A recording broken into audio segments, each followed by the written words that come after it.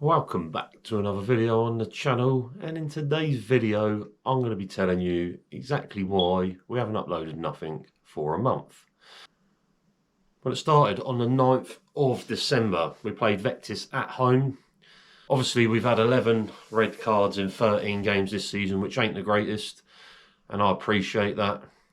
And then after the Vectis game, where we got 4 red cards in one game, we had a stern email from the FA saying about being let back into the league next year. It's going to have to go to a vote between all the clubs, blah blah blah. Yeah, basically the same as last year, where we were the only team in Ireland football to have a singular vote, where everybody else got away with everything and chose what leagues they wanted to play in, even though they got relegated and all of that jazz.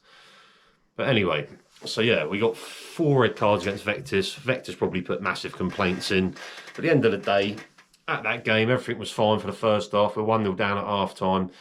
We had the Vectis players' mums on the sideline absolutely giving it large. But it is what it is. And then they got kicked up in the air second half. We lost 5-0, I think, in the end. Ended up with 8 men on the pitch.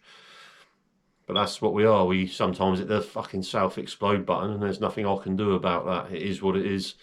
Anyway, yeah, so we picked up a letter from the FA about our future, about being in the league next year. That's fine. And about unless our conduct improves in the second half of the season, then yeah, we ain't going to be let back in the league next year, which is cool because we're governed by people on the committee that are all associated with other clubs anyway, so it don't make a difference. It's just like, as long as you've got a person from your club on the committee, your club's safe sort of mentality on the Isle of Wight. That's what it's been like for the past few years. So we took that on board and thought, all right, we have to sort our conduct out. And then it's weird that we had no fixture until January. We'd have nothing on the system. And then on the Monday, the next Monday, we get an email saying we got Northwood on the 16th. Now, we've never received a fixture on a Monday before, so all I can imagine is that Northwood knew we had 3 red cards, 4 red cards the week before, begged the fixture secretary to put this fixture in so they could play us when we were weak in a 6-point relegation battle, which is fine. So I got all the lads together.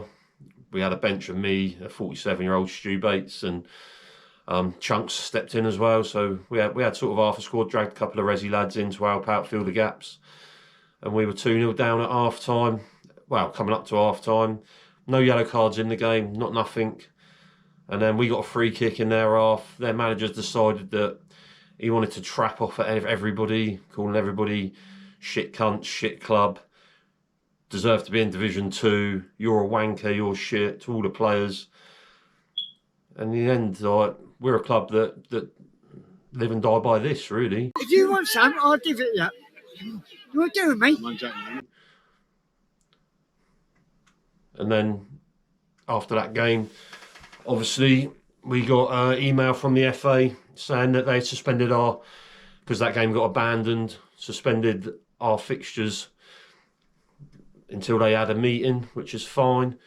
But let me just clarify, in that game, the charges are brought to us that we had 2 red cards in the game, a misconduct for failing to control our players and supporters and directors at a game, obviously because it got abandoned. And yeah, 1 red card for 2 yellows and 1 red card for violent conduct. And their manager got sent off as well. I didn't get nothing. I've got nothing on the system from that game.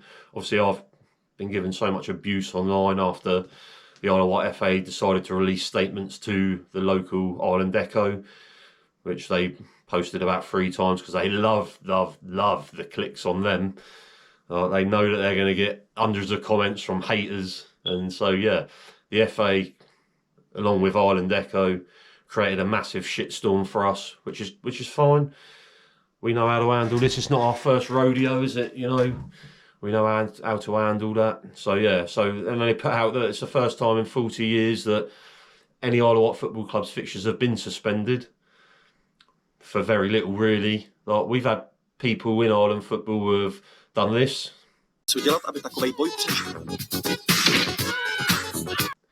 And their team has not been suspended. And also teams that have done this.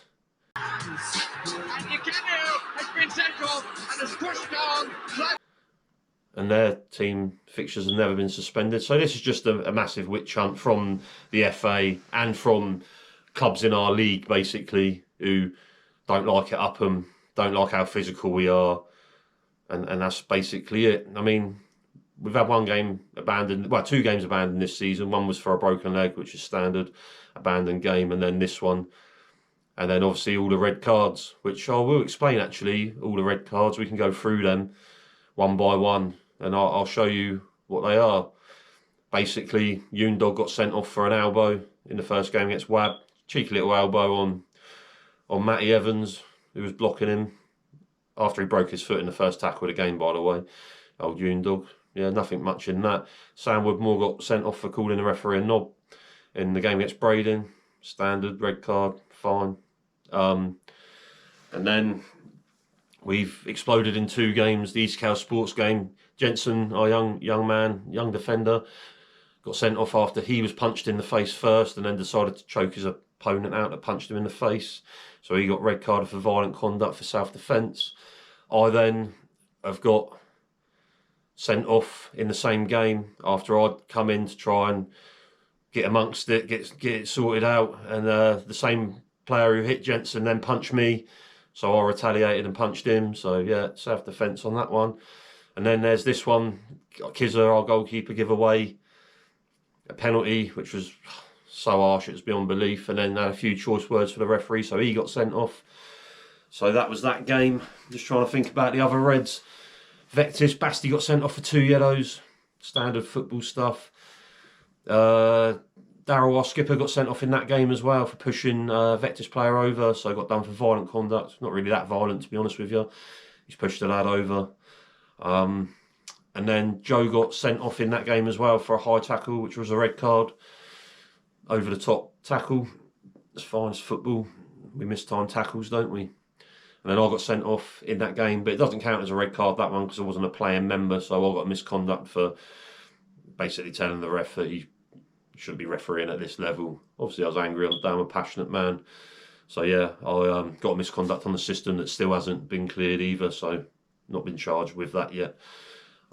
Just waiting for that to come through. So that's fine. So yeah, from them games, it's then led up to the Isle of Wight Saturday League Committee suspending our fixtures. Still letting our reserves play though, which is quite strange. It's quite good for the reserves lads though, because obviously they haven't done much wrong this season. They're just trying to play their games, get their games done, and yeah, so they should be allowed to continue to play.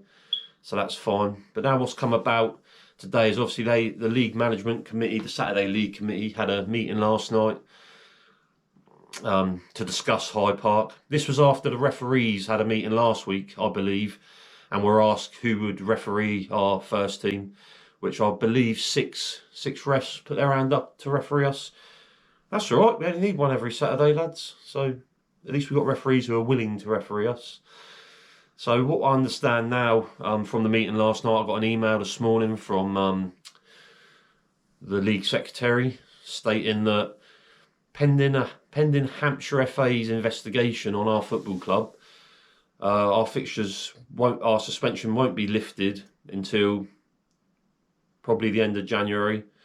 They said in the email, do not expect a fixture on the 27th of January. So obviously that's fine. And yeah, so I got on the phone this morning to Hampshire FA to find out why the investigation against our football club is taking so long, to then be told by Hampshire FA that there is no investigation against our football club, which is quite shocking really, because the FA are telling us that they can't lift our suspension on our fixtures until the investigation by Hampshire FA is done. So there's no investigation going on. So Hampshire FA say that to me on the phone this morning. All that's on the system is what the referee put in, which is partly right but partly wrong. I think the referee's got some stuff mixed about there, but that's for a later conversation between us and Hampshire FA, because that's the way it works. When you play football, the referee puts a report in and then everything's done off of that. What's happened here is the FA, I believe, are gathering as much evidence from as many parties as possible from Northwood's side of things to put everything forward to try and collude to get us done more than we should be, really. And yeah, so that's how it stood this morning. Is that our fixtures are suspended for the rest of January, pending Hampshire FA's investigation. Obviously, there's no investigation going on at Hampshire FA. And then I get a message from an anonymous source who was at that meeting last night, who has told me that the practices from the FA are wrong. They're not doing anything by the book. Half of them are genuinely trying to be normal people on there, but the other half are not following procedures and practices of the Constitution. So this goes to show, to follow up from last season, where 2 senior members of the FA had to leave the FA because of alleged corruption charges, really. Basically, we brought wrongdoings against the FA because they colluded to hide emails against Hyde Park. They also gave other clubs fixtures within like 2-day period. Like I think Ventnor won the cup on a Thursday night, and then they issued them a fixture against East Cowes Vicks in a league, when a promotion decider, because they were our competitors trying to get up into Division 1. And yeah, so they basically tried to put all of the stuff into Vic's basket to try and get the bigger club on the Isle of Wight promoted. And they got called out for it, and in the end they both resigned.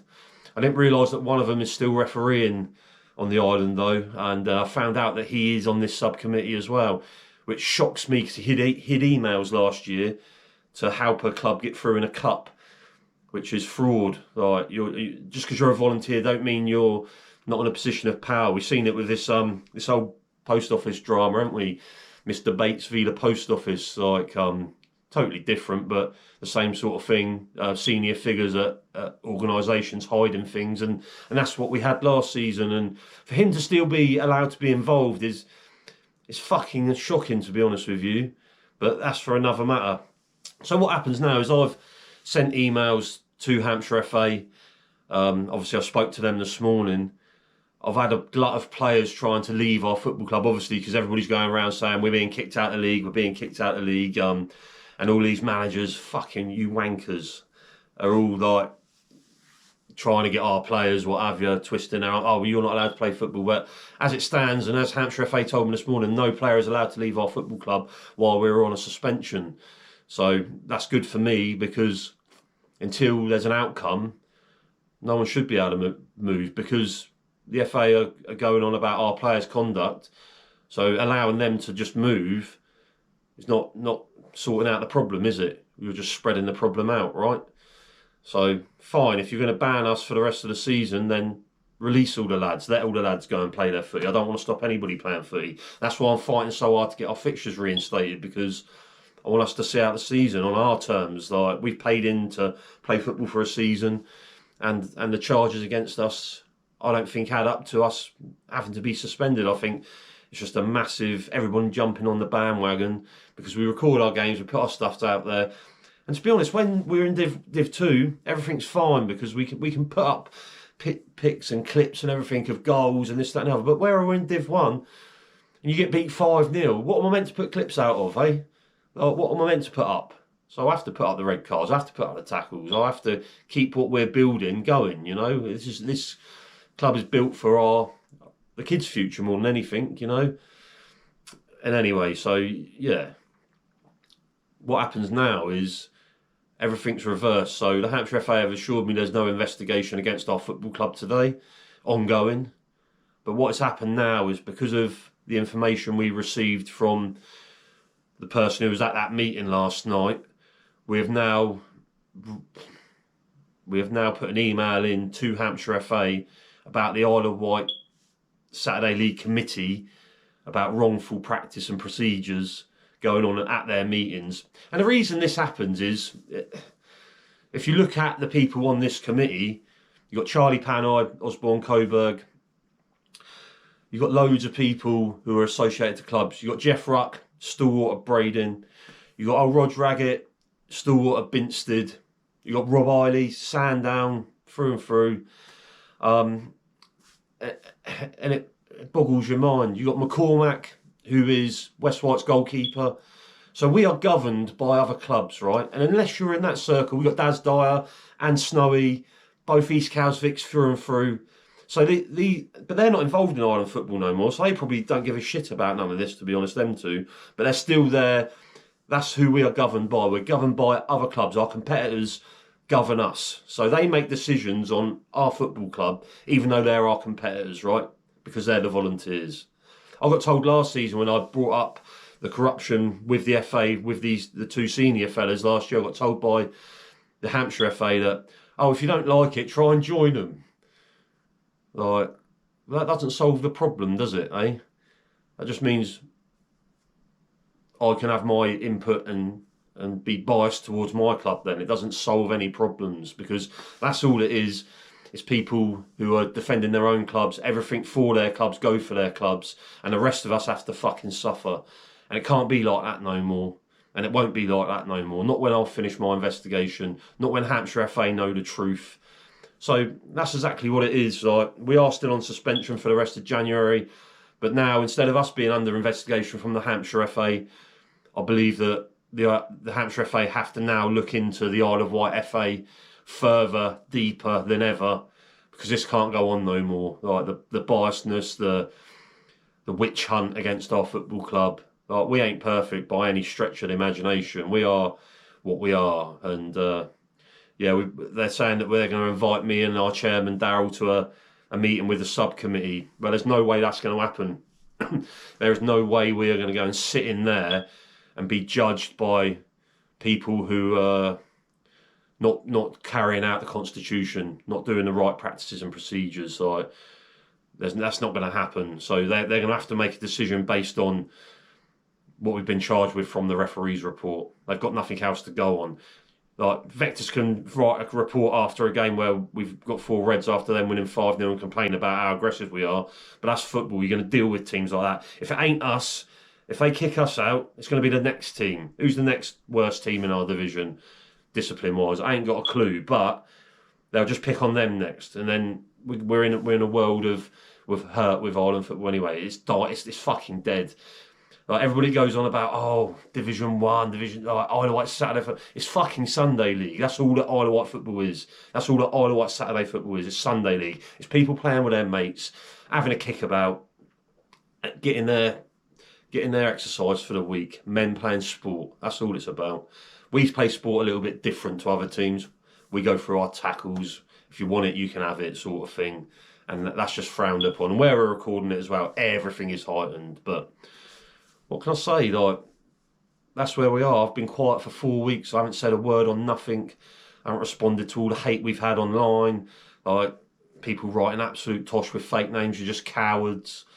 And you don't bother us one bit. You know, it's just funny. Like, I laugh at it. I just think you've wasted your time writing all of that up about me, my family, my lads, my club. For what? You're not going to put a name to it, are you? So you're a fucking coward at the end of the day. Anyway, that's enough of everything for today. I will keep everybody updated in what's going on in the future. Obviously, now that the tables have turned a little bit and it seems like we're not under investigation, but the people who are doing the investigating might be under investigation very soon. I'll keep you all up to date as soon as I know anything, as soon as I hear anything. I hope everybody has a great week, and remember, up the fucking park.